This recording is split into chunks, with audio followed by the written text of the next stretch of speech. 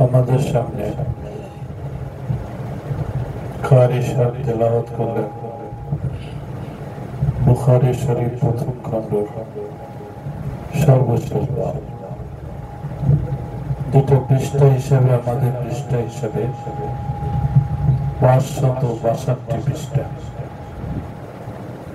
এবং এর মাতাহাতে একই মজমুনের 3টা হাদিস আসছে। এর মাধ্যমে জিলদে আউয়াল প্রথম খণ্ড সমাপ্ত হবে। হযরত সালমান ফারসি কেন বলা হয়?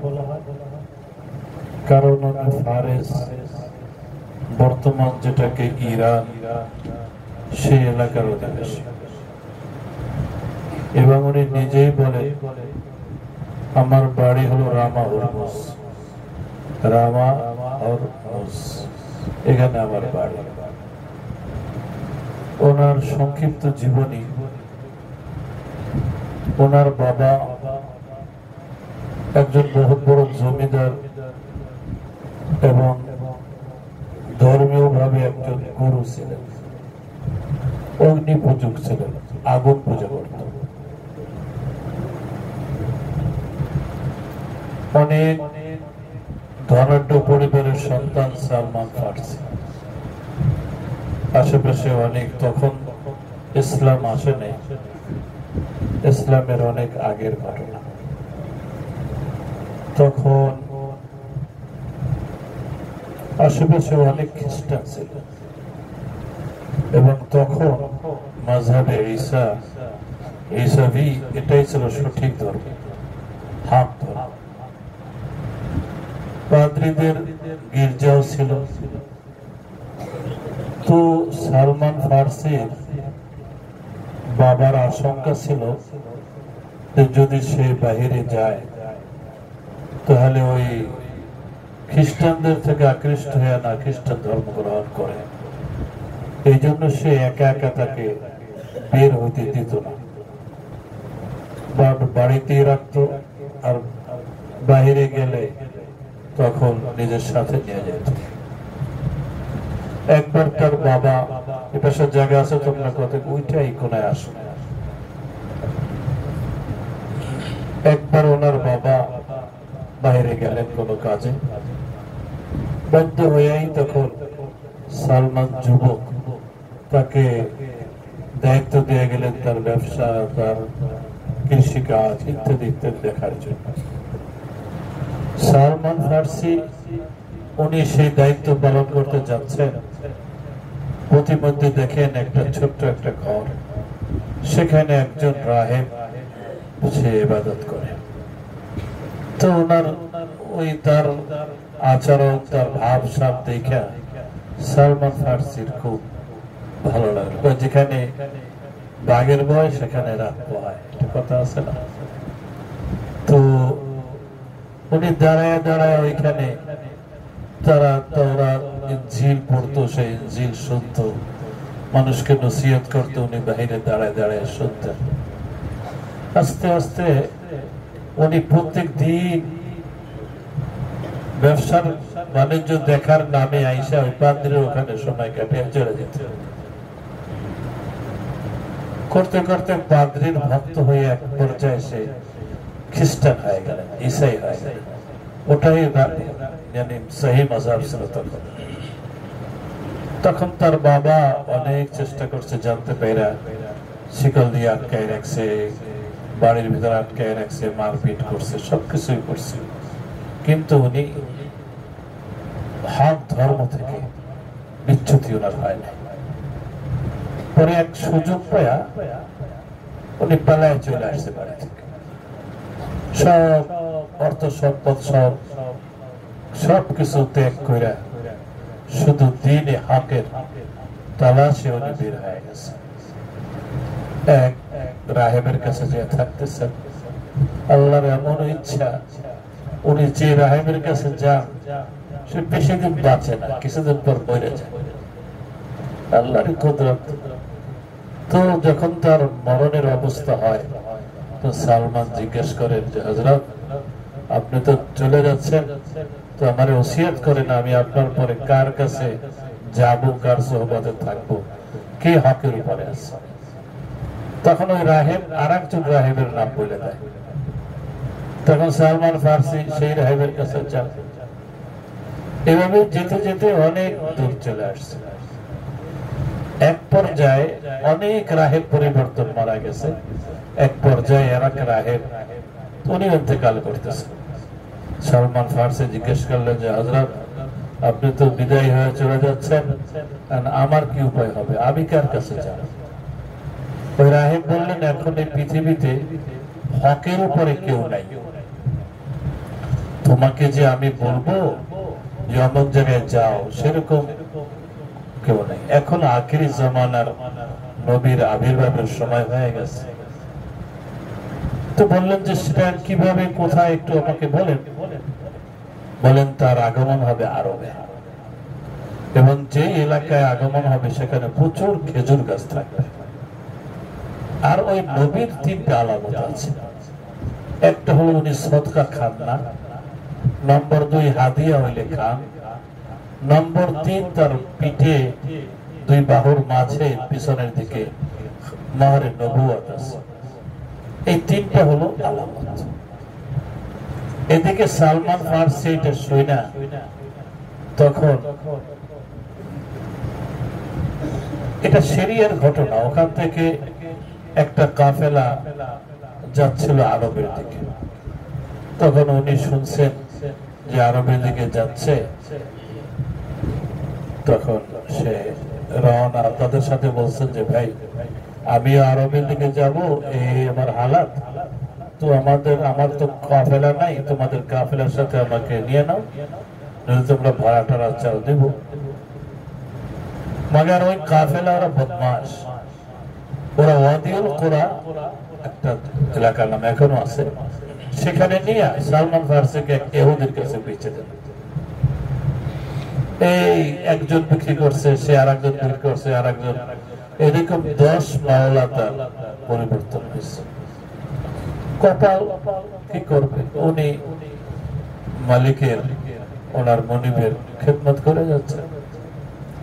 শেষ মাস বনু কুরাইজা, ইহুদিদের বনু কুরাইজার এক লোক সালমান ফার্সিকে কিনলেন।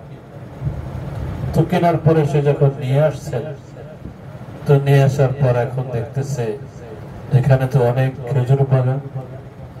এই খেজুর বাগান দেখা তখন ওনার বুঝছেন যে আমি মনে হয় জায়গা মতো এসে গেছি, সঠিক জায়গায় আসছে।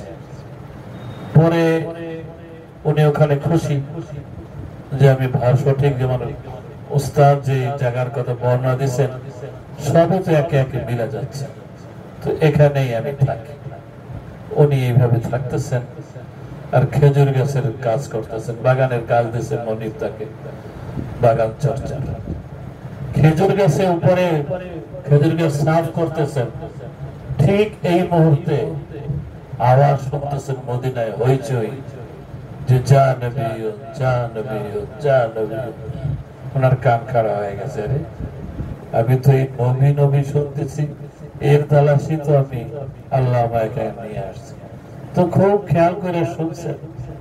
পরে নাইমা জিজ্ঞেস করছেন, সবাই বলছে যে এরকম আরবে এক নবী, সে এখানে মদিনায় আসতেছে, এখানেই থাকবে।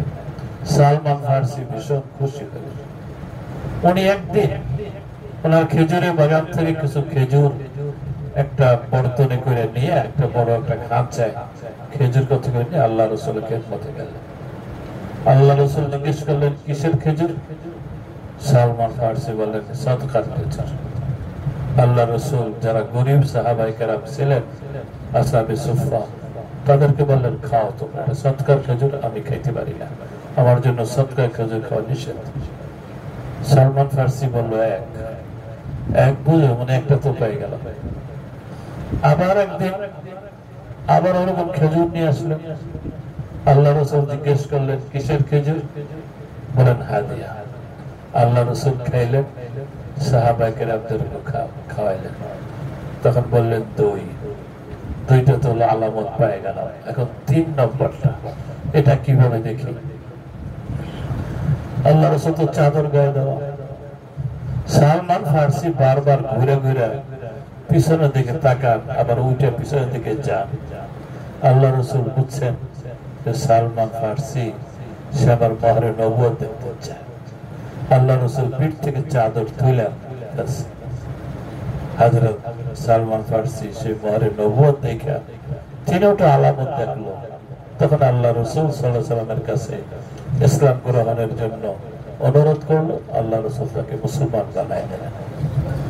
এই হলো সালমান ফার্সি। এরপর এই সালমান ফার্সির সুবহানাল্লাহ বিহামদি ইনি কিবারে সাহাবার অন্তর্ভুক্ত একজন সাহাবা এবং মাশায়েখ সাহাবাদের মধ্যে অন্তর্ভুক্ত। উনি 36 হিজরিতে ইন্তেকাল যখন করেন তখন এক কল অনুসারে তার বয়স 350 বছর। কত বছর? সাহাবায়ে কেরামদের মধ্যে এত বয়সী কেউ ছিলেন না। 250 বছরের কম তো কোনো কথাই নাই। মানে সর্বনিম্ন যে কল সেটা হলো 250 বছর, আর সর্বোচ্চ কল হলো 350। যদি সর্বনিম্ন বলি তো সেটাও তো 250 বছর। এটা তো জিনরা বাঁচে এতদিন, মানুষ তো এতদিন বাঁচে। আল্লাহ তাকে বাঁচাইছেন। শারীরিক গঠনের দিক থেকে শক্তিশালী ছিলেন, কমান্ডার ইন চিফ হইয়া ইরান দখল করছে, অনেক কিছু হয়েছে সেই সালমান ফার্সি। আল্লাহু আকবার। তো ইমাম বুখারী রাহমাতুল্লাহ আলাইহি সালমান ফার্সি এই ইসলাম গ্রহণের ওয়াকিয়া, ইমাম বুখারীর তো পুরো ওয়াকিয়া এখানে লিখতে পারেন না, কারণ যা বলছি সে সব অনেক জায়গা থেকে কালেকশন করে করে আইনে তোমাদেরকে বলছি, বুঝছো? ইমাম বুখারী তো এই সব কিছু ওনার শর্ত মোতাবেক আসে না, যতটুকু আসে ততটুকু উনি বয়ান করতেছেন, বাকিটা অন্য হাদিসের কিতাবের মধ্যে আসছে। হযরত সালমান ফার্সি রাদিয়াল্লাহু তাআলা দ্বীনের জন্য উনি বাড়ি ঘর ছাড়ছেন। প্রথম যখন নাকি যে দ্বীন ঈসা আলাইহিস সালাতু ওয়াস সালামের দ্বীন ওটা মাযহাবে হক ছিল, এরপর সেখান থেকে আবার যখন শুনছেন ইসলাম দ্বীনে হক এবং এটার সময় শেষ, তখন উনি আবার হিজরত কইরা আসছেন। চেষ্টা তো করছেন, আল্লাহ তাকে কষ্টের পরেও গন্তব্যে পৌঁছাই দিয়েছেন, যেহেতু উনি তার অতন তরক করছেন। এভাবে ইমাম বুখারী রাহমাতুল্লাহ আলাইহি অতন তরক করার সাথে কিতাবের তরকের সাথে মিল খাওয়াই দিয়েছেন। যে জেলদে আউয়াল, আমি আমাদের হিসেবে বলছি, এটা নুকতা বাদাল হুকুম। ইমাম বুখারী এই জন্যই করছেন, আল্লাহু আ'লাম। কথা বুঝতেছো? শারঈন যে এগুলো বলেন, ইমাম বুখারীর সাথে তাদের সাক্ষাৎ হয়নি যে আপনি কি এইগুলা এই কারণে কিতাবটা শেষ করছেন, সাক্ষাৎ হয় না। ওনারা লিখে যাচ্ছেন হয়তো এইটা হবে, এইটা হবে, এইটা হবে, মগর ইমাম বুখারী রাহমাতুল্লাহ আলাইহি তো বলেন নাই তাদেরকে, বলবেন কি দেখাই হয় নাই, বহু ফাসালা মাসখানে। এই জন্য বলে সম্ভবত বা এটা এইরকম হতে পারে, ইমাম বুখারী এভাবে কিতাব শেষ করছেন। জি, যারা অন্য জামাতের আছো তারা খালি শুনতেই ছিল যে এত লম্বা কারি সব পড়তেছেন, কি পড়েন, তো সেটা একটু তোমাদের ধারণা দেই যাতে মনের মধ্যে খটকা না থাকে। এখানে যে তেলাওয়াত করলেন, যে কেরাত করলেন এতক্ষণ, মূলত বুখারী শরীফ তারা যার যার কাছ থেকে পড়ছে আউয়াল থেকে সানি পর্যন্ত সবার সনদ উল্লেখ করছে, এবং সেই সনদটা ইমাম বুখারী রাহমাতুল্লাহ আলাইহি পর্যন্ত পৌঁছাই দিয়েছে। যে হাদিসটা মাসালান আমি আমার থেকে রিওয়ায়াত করে, আমি কার থেকে করি, সে কার থেকে করে, সে কার থেকে করে, সে কার থেকে রিওয়ায়াত করে, এভাবে ইমাম বুখারী পর্যন্ত। আর ইমাম বুখারী থেকে হযরত নবী করিম সাল্লাল্লাহু আলাইহি ওয়াসাল্লাম পর্যন্ত এই সনদ, ইমাম বুখারী কার থেকে হাদিস শুনছেন, তিনি কার থেকে শুনছেন, তিনি কোন সাহাবী থেকে শুনছেন, তিনি আল্লাহ রাসূল থেকে শুনছেন। এর অর্থ হলো প্রত্যেকটি হাদিস আমাদের থেকে আল্লাহ রাসূল পর্যন্ত মুত্তাসিলুস সনদ, এই কথাটাই উল্লেখ করছে। আমি এখানে হয়তো কার কোনো ভুল ভ্রান্তি এখানেও থাকতে পারে, এই জন্য আমার কথাটা বলি, আমি বুখারী আউয়াল সানি দুটা তিনজন উস্তাদের কাছে পড়ছি। এমনি তো এজাজত বহুত আলেম, আমি সেটা উল্লেখ করি নাই কখনো। হযরত ইদ্রিস কান্দলবির ছেলে মাওলানা হযরত আব্দুল মালিক কান্দলবি রহমাতুল্লাহ আলাইহি লাহোরি, তার থেকে আমার এজাজত আছে। এছাড়া দারুন দেওবন্দের যত আসাতিজা কেরাম আছেন আমাদের সময়, সবার থেকে আমার এজাজত আছে। সেটা এখন বলার সময় না। বাকি আমি প্রথম বুখারী আউয়াল শুরু হয় হযরত নাসির খান সাহেব। উনি দারুন দেওবন্দের শাইখুল হাদিস ছিলেন, সদর মুদারিস ছিলেন, নায়েব মুতাহাম্মিদ ছিলেন, অনেকগুলো পদ ওনার ছিল। উনি কিছুদিন পড়ানোর পরে চোখের সমস্যা, তো চোখের অপারেশন করতে যাবেন। তো ডাক্তার বলছেন যে একটু বেশি দিন লাগবে। এই জন্য উনি চিঠি লিখে,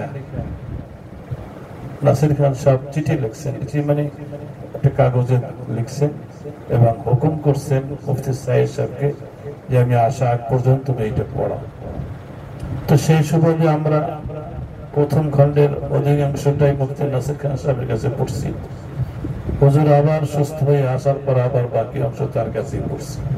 শুরু নাসির খান সাহেব, বুখারী আউয়াল শেষও নাসির খান সাহেব, আর মাঝখানে পড়ছি হযরত মুফতি সাইদ আহমদ পালনপুরি, যাদের কেউ এখন দুনিয়ায় নেই, সবাই রহমতুল্লাহ আলাইহি হয়ে গেছে।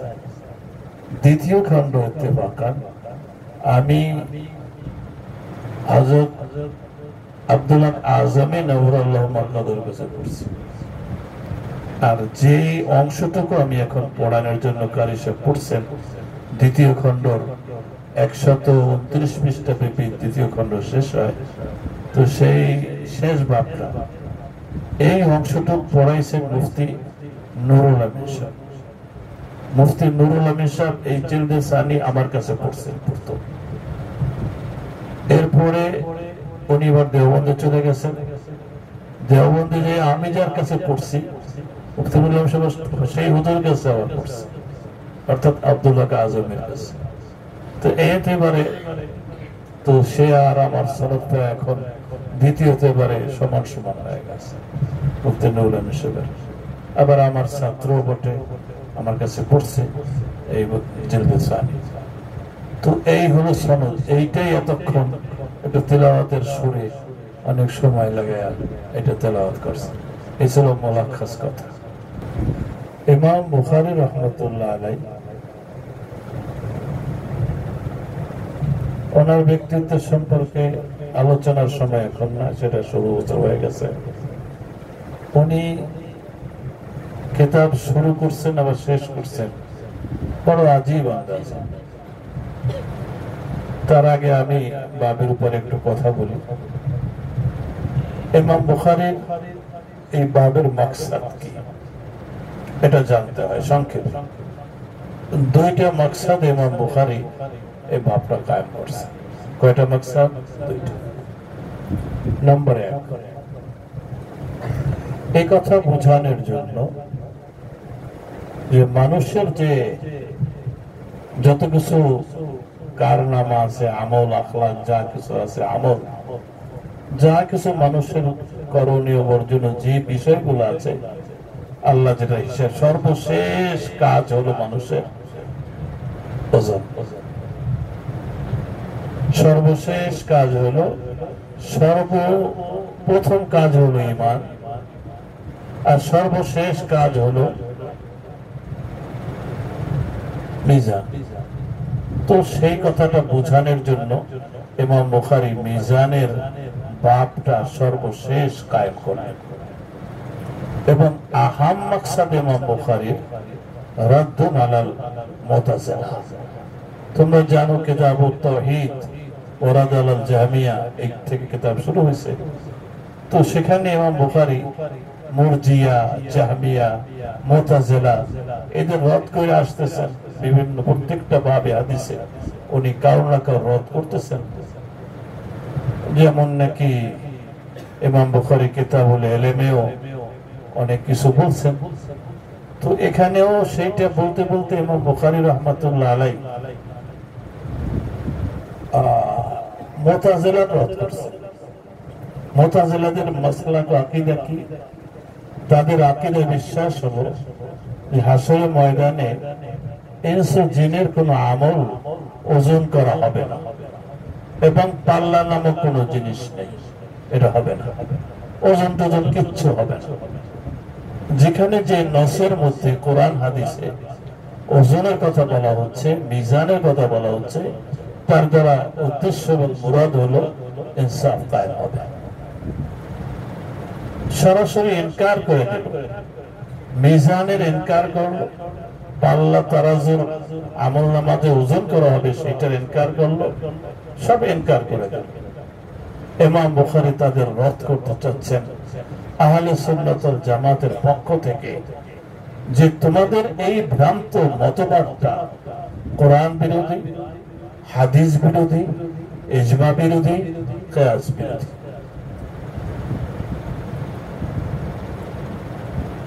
কোরআন বিরোধী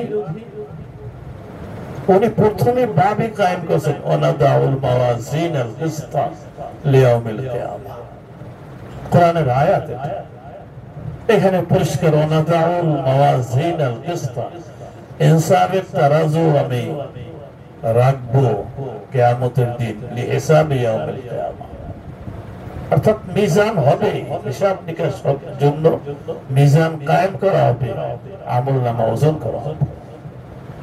আর হাদিস আনছেন, তার মধ্যে আছে সাকিলাতানে ফিল মিজান, ওই বাক্য দুইটা মিজানের উপরে হাসরের ময়দানে মিজানে বড় ভারী হবে। তো মিজান সাবিত হয়ে গেল। বহু আয়াত আছে, আরো হাদিসও বহু আছে, এবং আল্লামা ইবনে হাজার আসকালানী সহকারে বহু উলামায়ে কেরাম লিখছেন যে আজমাআল উম্মাহ, এই ব্যাপারে উম্মত একমত। এর মধ্যে আহলে সুন্নাত ওয়াল জামাত বলতে যারা, তাদের খুব কোনো ইখতিলাফ নেই। এবং এদের যে কারণটা কি, কেন তারা ইনকার করে? কারণ মুতাজিলা তারা নস বুঝে কম, আকল বুঝে বেশি। তারা মনে করে যুক্তিতে যেটা টিকবে সেটা শরীয়ত, আর যুক্তিতে যেটা টিকবে না সেটা শরীয়ত হতে পারে। তো তাদের যুক্তি কি? যে আমল এবং কওল এটা হলো আরজ।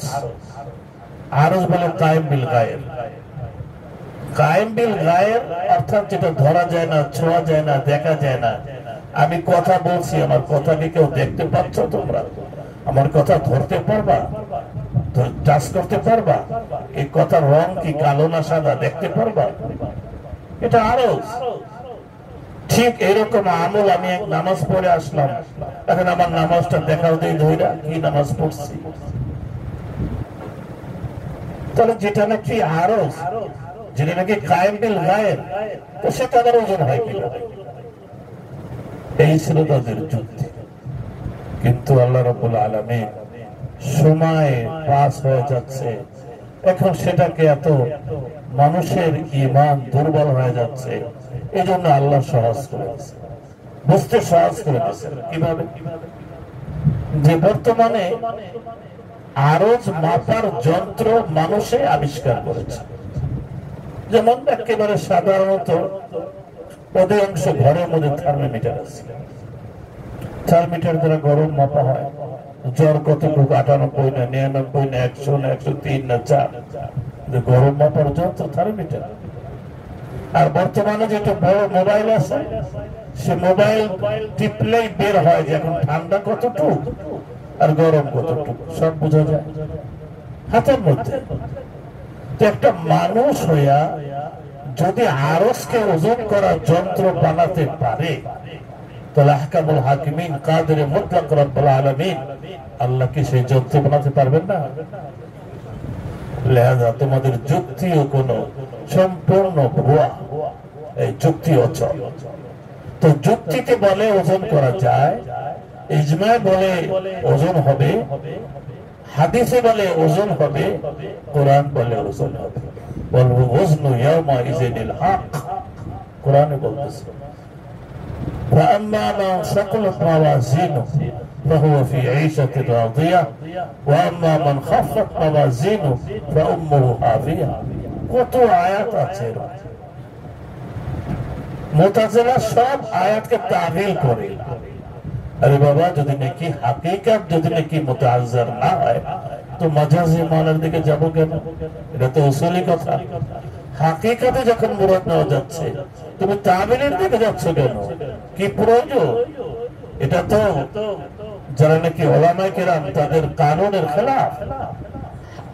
হাকিকাত যদি মুতাআজ্জার হয়, অসম্ভব হয়, তখন মাজাজির দিকে যেতে হয়। মगर এখানে তো হাকিকাত জাহের। এই কারণে ইমাম বুখারী রাহমাতুল্লাহ আলাইহি এই বাবটা কায়েম করেছে। ইমাম দাওরা পড়তেছে তারা জানে ইমাম বুখারীর মেজাজ এটা তাহকিকি আলফাজের তাহকিক করে। উনি অনেক সময় কোন বাবের তাও বলে এবং তালিলও বলেন মাঝে মাঝে, যেটা দেখছো তোমরা এখানে। ওয়ানাদাউল মাওয়াজিন আল কিসত লিয়াউমিল কিয়ামাহ। তো এই এখানে অনেক বহাস আছে, যেটা রাত্রে অনেক হয়ে গেছে। মাওয়াজিন ও পাল্লা যে হবে, কয়টা হবে, একটা না হবে, বহু হবে। মাওয়াজিন জমা, মিজানের জমা, তো মনে হয় অনেক হবে। মাগার আকসার মুহাক্কিকিনদের কওল হলো পাল্লা একটাই হবে। পাল্লা কয়টা হবে? তবে জমার থেকে আনলো কেন? লিতাফখীম। কিসের জন্য? লিতাফখীম। আল্লাহ রাব্বুল আলামিন একজন, কিন্তু দেখো সিগা ইস্তেমাল করছে জমতে গেল না। লিতাফখীম, এটাকে লিতাযীম, বড় এই বিষয়টা বোঝার। তো এই জন্য এখানেও সেই বিষয়টা হয়েছে একই, পাল্লা একটাই হবে।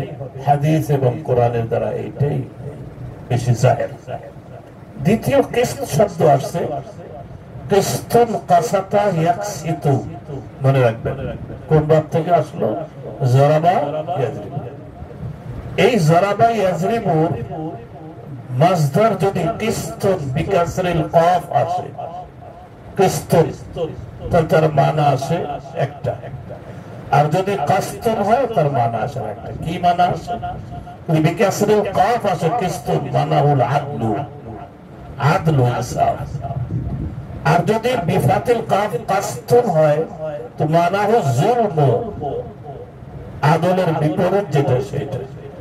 এই জন্য বলা হয় যে কিস্তু মিনাল আজদাদ, অর্থাৎ একই শব্দ কখনো জুলুমের মানা ইস্তেমাল হয়, কখনো ইনসাফের মানা ইস্তেমাল হয়। তবে যদি মুকসিত হয়, তাহলে মুকসিত হইলে সেটার মানা আসে আদিল, এটা মুতায়ান। আর কাসিতের মানা আদিলও আসে, জালেমও আসে, দুটাই আসে। যেমন ওয়ান্না আমালা বানি আদম কাওলাহুম ইউজান, বনু আদমের আমল এবং কওল ওজন করা হবে, দাবি এটা ইমাম বুখারী। এখন ইমাম মুজাহিদ রাহমাতুল্লাহ রাইসুল মুফাসসিরিন এর ছাত্র আব্দুল্লাহ ইবনে আব্বাসের ছাত্র মুজাহিদ রাহমাতুল্লাহ বলেন, আল কিসতাস আল আদল বিকুলিয়া, কিসতাস ওয়ানাদাল মাওয়াজিন আল কিসতাস। আবার অন্য রায়তে আছে কিসতাসুল মুস্তাকিম, যে ওয়াজিনু বিল কিসতাসুল মুস্তাকিম, এটা মাদ্দা তো কিস্তুনি। এই জন্য ইমাম বুখারী ওই আশেপাশে আনুষঙ্গিক যেই শব্দগুলো আসে ওটা তাহকিক করেন। এই জন্য অন্য আয়াতে যে আসছে কিসতাস, বলেন কিসতাসের মানা হলো রুমি ভাষায় কিসতাস, এটা ইনসাফের মানে আসে। প্রশ্ন আসে যে কুরআন আরবিয়ে বলা হচ্ছে, তাহলে রুমি ভাষা হয় কিভাবে? রবি ভাষা হয় কিভাবে? এটা তো আরবি, রবি তো আরবি না। তাহলে এর জবাব হলো আল্লামা সুয়ুতী রাহমাতুল্লাহ আলাইহি জবাব দিয়েছেন, এটা মুআররাব। এটা কি হয়েছে? মুআররাব। অন্য ভাষার শব্দ যখন আরবিতে ইস্তেমাল হয় ওটাকে মুআররাব বলে, তখন সেটা আরবি হয়ে যায়, লিহাজাটা গায়রে আরবির ইশকাল পড়বে না। দ্বিতীয় জবাব দিয়েছেন আল্লামা সুয়ুতী রাহমাতুল্লাহ আলাইহি, যে এখানে যেহেতু নাকি কোন সংখ্যক মুআররাব শব্দ আছে, লিহাজা শায ফালা ইতিবার না, শাযের কোনো ইতিবার না, ওটা ধর্তব্যের মধ্যে পড়বে না। বারবার কাইফ ওয়াকাল ওয়াল কিসতু মাসদারুল মুকসিদ, এখানে তালিমের ইশকাল, যে কিসতুন এটা তো সুলাসি মুজাররাদ, এটা আবার মুকসিতের জমা হয়, মাসদার হয় কিভাবে? মুকসিতের মাসদার হলো ইকসাত, মুকসিত হবে ফাল থেকে, তো ইকসাত হবে ফালের ওজন, বুঝলেন? তো এখানে বলতেছে আল কিস্তু মাসদারুল মুকসিত, এটা তো ঠিক হলো না। তার জবাব হলো এই যে মুকসিত এ হলো ইকসাত থেকে আসছে, আর ইকসাত আসছে কি থেকে? কিস্তু থেকে। তাহলে মাসদারুল মাসদারে মাসদারুল লাহু, এতেবারে বলা হচ্ছে ডাইরেক্ট হদ্দে অসৎ ফেলাই দিয়ে আল কিস্তু মাসদারুল মুকসিত, এবং তার তরজমা অর্থ আসে আদেল। ওয়ান্নাল কাসিত ওয়ান্নাল কাসিতুনা ফাকানু লিজাহান্নামা হাতাবা। কি আয়াত কি আসছে? ঠিক আছে, তো তার মানে জায়ের, জায়ের অর্থ জালেম। তাহলে কাসেতের মানে জালেম আসলো, তাহলে এখানে বলবো যে কাসেত কাস্তুল মাসদার থেকে আসছে, এই যে তার মানে কি হইল? আর কাসেত যদি কিস্তুল মাসদার থেকে আসে তখন তার অর্থ কি হবে? আদেল। এরপর হাদিস আসছে আহমদ ইবনে আশকাফ, ইমাম বুখারীর উস্তাদ। ইমাম বুখারী রাহমাতুল্লাহ আলাইহি কিতাব যখন শুরু করছিলেন তো তার উস্তাদ ছিল হুমায়দি, লেখক হইলেন, আর এখানে আহমদ। হুমায়দি আর আহমদ মাসদার হলো হামদ, আউয়ালুহু হামদ ওয়া আখিরুহু হামদ। ইমাম বুখারী কিতাবে শুরু হামদ, শেষে হামদ। আবার ইমাম বুখারী রাহমাতুল্লাহ আলাইহি শুরুতে যে হাদিসটা আনছেন, হাদিসটা কায়দা অনুসারে সে হাদিসটাকে হাদিসে গরীব বলে। কি বলে? হাদিসে গরীব। আবার এই যে হাদিস, শেষের হাদিস, এটা হাদিসে গরীব। মনে রাখবেন, হাদিসে গরীব সিহাতের মুনাফি নয়। হাদিস গরীব হয়ে সেটা কি হতে পারে? সহিহ হতে পারে। এই জন্য ইমাম বুখারী গরীব হাদিস আনছেন, না হলে তো সহিহ না হলে তো আনতেন না, এটা দলিল। তো এখানে ইমাম বুখারী রাহমাতুল্লাহ আলাইহি গরীব থেকে শুরু করছেন আর গরীব থেকে শেষ করছেন। কেন? বাদাল ইসলামু গরীবা ওয়া সায়াউদু কামা বাদা ফাতুবা লিল গুরাবা। পড়ছো না তোমরা হাদিসে? ইসলাম শুরু হয়েছে গরীব, ইমাম বুখারী কিতাব শুরু করছেন গরীব দ্বারা। ওয়া সায়াউদু কামা বাদা, আর যেভাবে এই গরীব অবস্থায় শুরু হয়েছে সে গরীব অবস্থায় আবার ফিরে যাবে। ইমাম বুখারী আবার শেষে ফিরে গেছেন গরীবের মধ্যে। গরীব থেকে শুরু, গরীব থেকে শেষ, এটা বাদাল ইসলাম গরীবের সাথে মিল হয়ে গেল, মিল করছে। এছাড়া ইমাম বুখারী রাহমাতুল্লাহ আলাইহি আরো অনেক মিল করছেন, যা আজীব বিষয়। দেখো, কিতাব শুরু করছেন ওহীর বয়ান দ্বারা, কারণ মামবায়ে শরীয়ত, মাবদায়ে শরীয়ত, অর্থাৎ শরীয়ত সবকিছু আসছে হলো ওহীর মধ্যে। এই জন্য ওহীর বয়ানটা মুকদ্দমা ভূমিকা হিসেবে আসছে। আর শুরু করছেন কে দ্বারা? কিতাবুল ঈমান। এটা হলো মূল কিতাব ইমাম বুখারী, এখান থেকে মূল কিতাব শুরু হয়, মনে রাখবেন। তো কিতাবুল ঈমান থেকে ইমাম বুখারী মূল কিতাব শুরু করছেন, আর শেষ করছেন किताबुत तौहीद। और तौहीद और ईमान ये अल्फाज के एतबार से अगर से अलग अलग है मगर मिज़दाक और मुतरादिफ है। তাহলে ঈমানের সাথে শুরু করছেন, বুঝছো না বুঝো নাই যে তাওহীদ আর ঈমান একই, লিহাযা তাওহীদ ঈমানের দ্বারা শুরু করছেন আর ঈমানের দ্বারা শেষ করছেন। আর মাঝখানে আমাল, আখলাক, मुआमला, मुआशरा, इसके बाद जिहाद, हिजरत वगैरह वगैरह, এই সমস্ত বয়ান ইমাম বুখারী মাঝে আনছে। তো বোঝা গেল একজন ঈমান সে কামিয়াব তখন হবে যখন তার মধ্যে ঈমানের সূচনা, ঈমান নিয়ে সে রওনা হবে, এবং তারপর সারা জীবন তার আমল আখলাক वगैरह মধ্যে থাকবে, আর শেষমেশ মৃত্যু কিনতে হবে ঈমানের সাথে। ইমাম বুখারী শুরু করলেন ঈমানের সাথে, শেষ করলেন ঈমানের সাথে, আর মাঝখানে আমল আখলাক वगैरह সবকিছু আনলেন, যে এটা নিয়েই তোমাকে সারা জীবন চলতে হবে। বুঝে আসছে? হাদিসের মধ্যে আসছে মা কানা আখিরু কালামিহি লা ইলাহা ইল্লাল্লাহ দাখালাল জান্নাহ যে ব্যক্তির শেষ কথা কালেমা হবে, অর্থাৎ লা ইলাহা ইল্লাল্লাহ হবে, সে জান্নাতি হবে। এটা একবারে মশহুর হাদিস, যেটা আমাদের একবারে বাচ্চারাও জানে। ইমাম বুখারী কিতাব শেষ করছেন, কালিমাতান হাবিবাতান ইলার রহমান খাফিফাতান আলাল লিসান সাকিলাতান ফিল মিজান।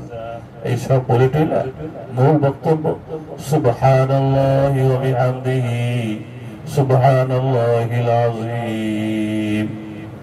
এই সুবহানাল্লাহি ওয়া বিহামদিহি সুবহানাল্লাহিল আযীম কে যদি তালকিজ করো, সংক্ষেপ করো, তাহলে হয় লা ইলাহা ইল্লাল্লাহ। কি হয়? লা ইলাহা ইল্লাল্লাহ।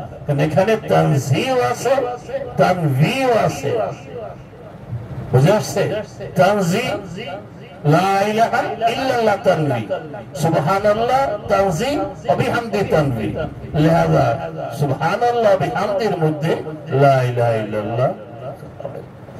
লিহাযা যার শেষ কালেমা, যার কালেমার সাথে মওত, জান্নাতি হবে। ইমাম বুখারীও তার কিতাবের মওত করে দিয়েছেন শেষ কালেমার দ্বারা। লিহাযা এই কিতাব যারা পড়বে, গোয়া কে ইয়ে यानी तफाउल है कि जो इस किताब को पढ़ेगा दखल आता है। প্রত্যেকটা জিনিস আমি মুলাসালাত শুধু বুঝাচ্ছি তোমাদের। প্রত্যেকটা জিনিসের একটা শক্ল সূরত থাকে। তো দ্বীনের শক্ল সূরত হলো আমল, নামাজ, রোজা, হজ, যাকাত, মুআমালাত, মুআশারাত, বায় वगैरह, জিহাদ ইত্যাদি। এটা হলো দ্বীনের সূরত। আর প্রত্যেকটা জিনিসের একটা রূপ থাকে লাগে। আমাদের সূরত মাথা থেকে পা পর্যন্ত দেখা যাবে সূরত, কিন্তু এটা মানুষ না। এর মধ্যে আসল জিনিস কি? রূপ।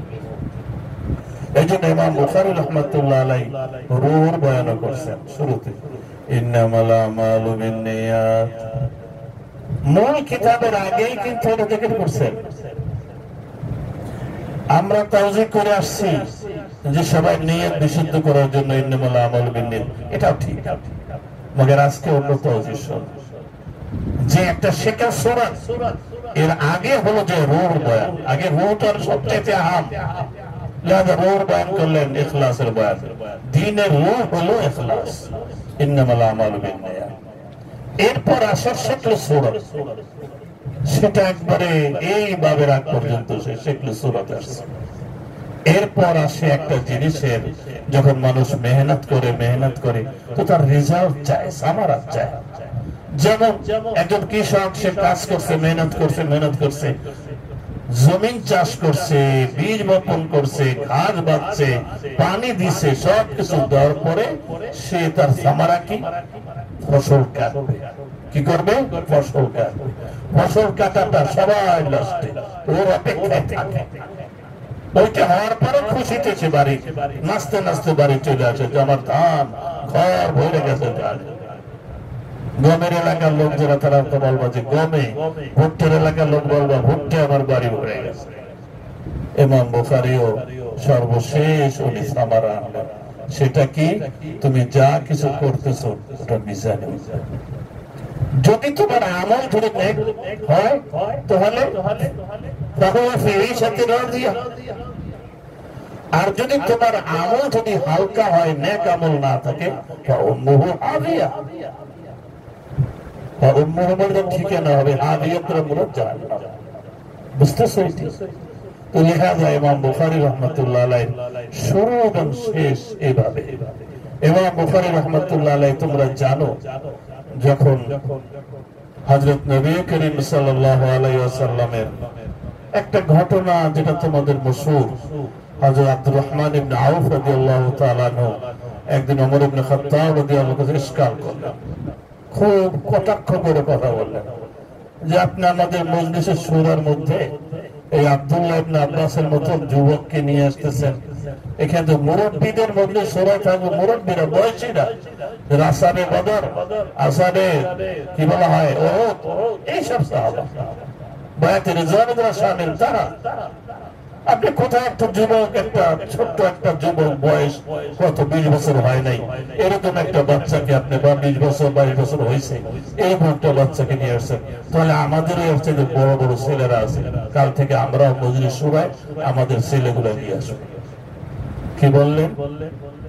আব্দুর রহমান ইবনে আওফ, ওমর ইবনে খাত্তাব মজলিসের শুরা ছিল, রাষ্ট্র পরিচালনা করতেন শুরার মাধ্যমে। উনি কিচ্ছু বললেন না, কোন উত্তর দিলেন না। কওলি জবাবের চাইতে আমলের জবাব উত্তম। কওলি জবাবের চাইতে আমলের জবাব উত্তম। ওমর ইবনে খাত্তাব কোন উত্তর দিলেন না, যে আমলি জবাব দেব। পরে আরেকদিন আবার মজলিস কায়েম হলো, মজলিস শুরা। আব্দুল্লাহ ইবনে আব্বাস আসছে, কিবারে সাহাবাদের মজলিস হচ্ছে। হযরত ওমর ইবনে খাত্তাব বললেন যে ইযা জা বিসমিল্লাহির রহমানির রহিম, ইযা জাআ নাসরুল্লাহি ওয়াল ফাতহ ওয়া রাআইতান নাসা ইয়াদখুলুনা ফি দীনিল্লাহি আফওয়াজা ফাসাব্বিহ বিহামদি রাব্বিকা ওয়াস্তাগফির ইন্নাহু কানা তাওয়াবা। এই সূরা কোন ব্যাপারে অবতীর্ণ হয়েছে? কে জিজ্ঞেস করলেন? ওমর ইবনে খাত্তাব রাদিয়াল্লাহু আনহু। তো সাহাবায়ে কেরাম উপস্থিত মুহূর্তে তারা তো খেয়াল করেন না, যেখানে ফাতা বিজয়ের কথা আসছে, বিজয় হচ্ছে, দলে দলে লোক মুসলমান হচ্ছে, সুসংবাদ দেওয়া হচ্ছে, এই জাতীয় তারা বললেন। আব্দুল্লাহ ইবনে আব্বাসকে জিজ্ঞেস করলেন, আব্দুল্লাহ তোমার কি মতামত? আব্দুল্লাহ বললেন, আমিরুল মুমিনিন, এই সূরার ব্যাপারে আমার খেয়াল হলো যে আল্লাহ রাসূলের ইন্তেকালের সময় একেবারে সন্নিকটে এই কথা বলছে আয়াত। কিভাবে? যখন কোন একটা মানুষ কামাল পর্যন্ত পৌঁছে, তারপর জাওয়াল আসে। যে কোনো জিনিস হদ্দে কামাল পর্যন্ত পৌঁছার পর কি আসে? তার জাওয়াল আসে। একটা সূর্য যখন হদ্দে কামাল পর্যন্ত, দুপুর যখন হয়, প্রচন্ড গরম হয়, এটারও তার হদ্দে কামাল। এরপর তো আস্তে আস্তে কি হয়? জাওয়াল হয়, হইতে হইতে একেবারে গরু হয়ে যায়। এটাই নিয়ম আল্লাহর কুদরতি নিজামে। তো যখন নাকি বিজয় বগেরা সব হয়ে গেল, ইসলাম সারা দেশে ছড়াই গেল, এখন আপনার কাজ আখিরাতের প্রস্তুতি নেন। অতএব প্রস্তুতি নেবেন কিভাবে? এটা কিভাবে বোঝা গেল? ফাসাব্বিহ বিহামদি রাব্বিক, সুবহানাল্লাহ পড়ে, আস্তাগফিরুল্লাহ পড়ে। এটি মৃত্যুর আগে পড়তে হয়। ইমাম বুখারী রাহমাতুল্লাহ আলাইহি কিতাবের শেষে সুবহানাল্লাহ, কারণ মৃত্যুর আগে কি পড়তে হয়? সুবহানাল্লাহ পড়তে হয়। এই জন্য উনি সুবহানাল্লাহ পড়াইয়া কিতাব শেষ করে দিলেন। আল্লাহুম্মা সাল্লি আলা মুহাম্মাদিন নবিয়্যিল উম্মি ওয়া আলা আলিহি ওয়া সাল্লাম তাসলিমা। আরো শুনবা, জান্নাতে যারা যাবে, وَدَعْوَاهُمْ فِيهَا سُبْحَانَكَ اللَّهُمَّ وَتَحِيَّتُهُمْ فِيهَا سَلَامٌ وَآخِرُ دَعْوَانَا أَنِ الْحَمْدُ لِلَّهِ رَبِّ الْعَالَمِينَ। জান্নাতীদের কথা হবে সুবহানাল্লাহ। তো এখানে আছে সুবহানাল্লাহ। তো সুবহানাল্লাহ বলাইয়া গোয়াকে জান্নাতীদের ভাষার সাথে তোমার কথা মিলায়া তোমাকে জান্নাতি বানাইতে চাচ্ছেন ইমাম বুখারী। আলহামদুলিল্লাহ। এইভাবে ইমাম বুখারীর শুরু এবং শেষ, প্রত্যেকটা বিষয়ের ছন্দ এত সুন্দর, ওনার তরতিব। অনেকে না বোঝার কারণে বলে ইমাম বুখারী এটা বেতরতিব বলছেন। কোন কথাই ইমাম বুখারী বেতরতিব বলেন না, বরং খুবই এত উচ্চ মানের গভীরতা থাকে তার মধ্যে, যার কারণে অনেকে সেই পর্যন্ত পৌঁছতে পারে না। তো একটা নদীতে অনেক গভীর, মনে করো 20 হাত গভীর, তো একজন ডুবুরি সে ডুবাইতে পারে 15 হাত পর্যন্ত। 15 হাত পর্যন্ত বলে এই খালের কোন তল নাই। খালের কি নাই? তল নাই, অতল খাল। আর অতল খাল না, খালের তল আছে, মগর তুমি পাও নাই। এই হলো বিষয়। এই জন্য অনেক শারীন আছে বলে দেন এর সাথে কোনো মুনাসাবাত নাই, বেমুনাসিব কথা ইমাম বুখারী বলে দিচ্ছেন। তো এই জন্য বলে এই কথা বলতেছি যে আরো একটু চেষ্টা করলে, আর একটু গভীরে গেলে ইমাম বুখারীর খুঁজে পাওয়া যেত। ইমাম বুখারী তো অনেক গভীরের মানুষ, ওই গভীরের মানুষের বুঝতে গেলে গভীর হইতে হয়, হালকা ভাবে চিন্তা করলে সেটা বোঝা আসে। এই জন্য মশহুর কল ফিকহুল বুখারী তারাজিমি। তাহলে এই তরজমাতুল বাব ইমাম বুখারীর এর অর্থ হলো যে ইমাম বুখারীর যে ফাকাহাত, ওনার যে কত বড় ফকিহ এবং কত বড় সমঝদারি, এটা বুঝতে হলে ওনার আবহাওয়ার দিকে দেখো, তাহলে বুঝে আসবে। তো যাই হোক, ইমাম বুখারী রাহমাতুল্লাহ আলাইহি হাদিস আবু হুরায়রা রাদিয়াল্লাহু তাআলা আনহু থেকে হাদিস, আল্লাহ রাসূল সাল্লাল্লাহু আলাইহি ওয়াসাল্লাম ইরশাদ ফরমান, দুইটা কালেমা অর্থাৎ দুইটা বাক্য, এই কালমা ওয়ানা কালাম, এটা আরবি ওরফের মধ্যে ইস্তেমাল হয়। যেমন আমরা বলি কালেমায়ে তাইয়্যিবা, কালেমায়ে শাহাদাত, অথচ ওটা বিশাল কালাম, বুঝলেন? ঠিক এখানে এরকম হাবিবাতান, হাবিব ফাইলের ওজনে বাবারা মাফউল, মানে মাহবুব, মাহবুবাতান। অতএব যখন যেই কালাম দুইটা, যে বাক্য দুইটা আল্লাহর কাছে মাহবুব, যে পড়বে সেও কি হয়ে যাবে আল্লাহর কাছে। এই জন্য বুখারীতে তোমরা এক জায়গায় পড়ছো, যে ব্যক্তি সকালে বিকালে 100 বার পড়বে সুবহানাল্লাহি ওয়া বিহামদিহি, তো তার যদি সমুদ্রের ফেনা পরিমাণও গুনাহ হয়, তো সে গুনাহ আল্লাহ মাফ করে দেন। আরেকটা riwayate আসছে, তিরমিজির riwayate আসছে যে যদি সকালে 100 বার সুবহানাল্লাহি ওয়া বিহামদিহি পড়ে আর বিকালে 100 বার সুবহানাল্লাহি ওয়া বিহামদিহি পড়ে, তো সকালে পড়লে 100 হজের সওয়াব পাবে, আর বিকালে 100 বার পড়লে 100 মুজাহিদকে জিহাদের জন্য প্রস্তুত করে দিলে, অথবা সরাসরি জিহাদ করলে যে সওয়াব, আল্লাহ তাআলা আমলনামায় সেই সওয়াব দেন। এখন কি পরিমাণ প্রিয় সেটা আল্লাহর কাছে বোঝা যায়। ইমাম বুখারী তিনটা জুমলা এখানে ইস্তেমাল করেছেন, হাবিবাতান ইলার রহমান, খাফিফাতান আলাল লিসান, সাকিলাতান ফিল মিজান। এখানে মুকদ্দম করেছেন হাবিবাতান ইলার রহমান, খাফিফাতান আলাল লিসানকে তো মুকদ্দম করতে পারতেন, ইশকাল তালিবুল ইলম ইশকাল পারতেন কি পারতেন, কেন করলেন না? করলেন না এই জন্য এখানে হাবিবাতানের সাথে রহমান আসছে। আর রহমান আল্লাহ রাব্বুল আলামিন, यानी इसमें जातेर पर सिफातेर मध्य सबचेয়ে इसमें सिफाते आजम हलो रहमान, সীমাহীন দয়া, তাকে রহমান, যার দয়ার কোনো শেষ নেই, কোনো কোন কিনারা নাই, অপরন্ত অসীম সীমাহীন দয়ার মালিক, তাকে বলে রহমান। তো এই জন্য বোঝাচ্ছে যে দুইটা বাক্য এমন যেটা সে সীমাহীন দয়ার প্রিয়, তাহলে সীমাহীন দয়া যার মধ্যে, সে তো অল্পটাই দয়া করে দেয়। সাধারণ একটা কুকুরের পানি খাওয়া, তাতে তার দয়া এসে যায়, বুঝে আসে না? সেই দয়ার মালিক, তার কাছে দুইটা বাক্য প্রিয়। তাহলে রহমান আল্লাহ তো সবাই রাখে। এরপর খাফিফাতান আলাল লিসান, লিসান তো লিসানে ইনসান, এখানে মানুষ, আগের জুমলা গেছে আল্লাহ, আর দ্বিতীয় জুমলা আসছে মানুষ, লিসান কার লিসান? মানুষের লিসান। তাহলে আল্লাহ মুকদ্দম হবে না মানুষ মুকদ্দম হবে? জাহের বা এজন্য হাবিবাতানে মুকদ্দম করছে, খাফিফাতানে আলাল লিসান এরপর আসছে। আর এই দুইটা মিলাইলে এখন রেজাল্ট কি, সামারা কি? সাকিলাতানে ফিল মিজান। এবং এই সাকিলাতানে ফিল মিজানের দ্বারা কওলুহু কওলুল্লাহি তাআলা, কওলুল্লাহি তাআলা সব পড়া যায়। ওয়া দাউ মাওয়াজিন কিসতা লিয়াউমিল কিয়ামা ইলা আখিরি, এই বাবের সাথে মুনাসাবাত কায়েম হয়ে গেল, তরজমাতুল বাবের সাথে এই এবার সাকিলাতান মিজান।